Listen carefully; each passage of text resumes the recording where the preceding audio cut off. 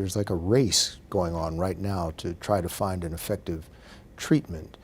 Shouldn't this have been done beforehand? I mean, we're doing this right in the middle of the outbreak. Shouldn't we have been testing these drugs and looking for treatments before we got in the middle of an outbreak? Well, this is a new virus, and so this is not something that we could have tested. This virus is not one that has been known to mankind, up until it was discovered fairly recently. There have been multiple times in history, and particularly with SARS and MERS, if we're talking about coronaviruses, but also with Ebola, where there were vaccine trials going on.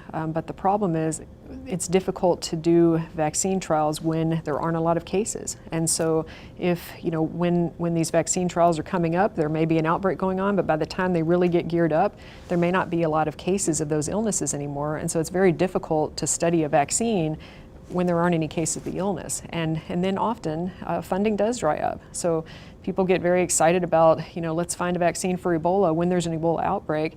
But then after the outbreak is over, then people forget about it. And they say, well, let's take that money and use it somewhere else. And there's always something new. If you think about Ebola, Zika is a good example of that. People's attention turns a different way and the funding mechanism goes away.